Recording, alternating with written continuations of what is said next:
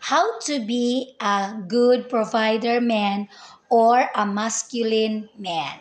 So first and foremost, the difference between masculine men and independent women is that the education. Because for me, as for a good provider, the man himself must be fully equipped with skills.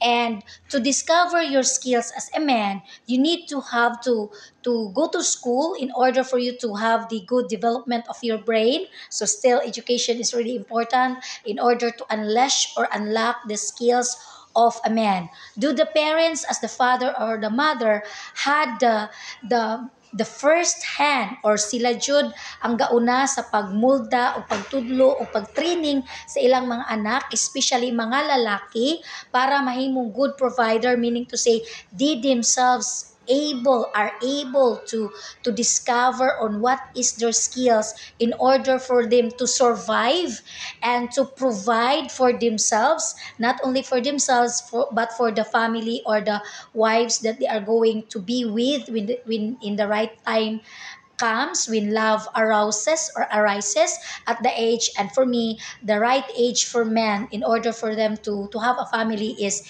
ages 23 years old and above, because the brain development of men, for me and I do believe, is fully developed. Plus their strength and physicality for labor works like construction, fishing, farming is very fully kana ganing na insakto na jud siya, or sa kwan pa na naluto na jud ang physiological body of a male as a gender at the age of 23. Now, dapat kung 23 anyos, wala na'y tamaran anang mga edada.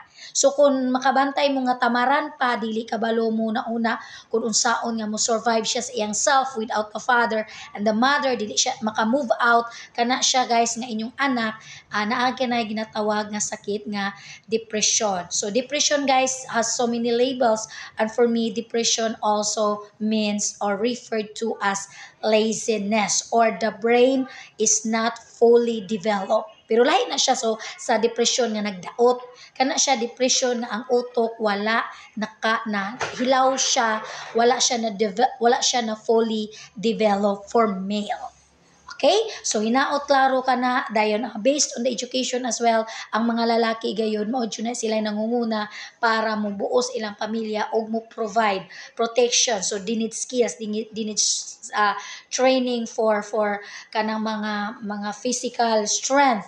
So gakinahanglan jud ana ato mga lalaki, pero na siya bantayanay guys kay ang mga lalaki na ay ginatawag nga sakit nga hernia, meaning the lower part of sa mga lalaki dili siya inana siya ka strong, so soft siya.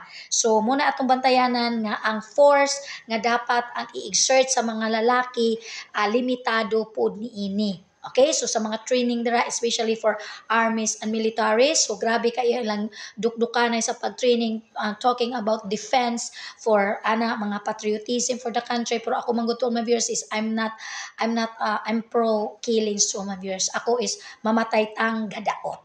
Okay, so that's the end of my vlog. Thank you so much for watching, and please do listening. Mga lalaki dira hinaot mananaw mo para maka-appreciate mo sa inyong kinabuhi isip mga lalaki, kay kamo ang gadala sa pamilya o magdalag dungog sa inyong pamilya. The failure and the success of your family is kana ma-blame gikan kaninyo, dili sa mga babae. Thanks for watching.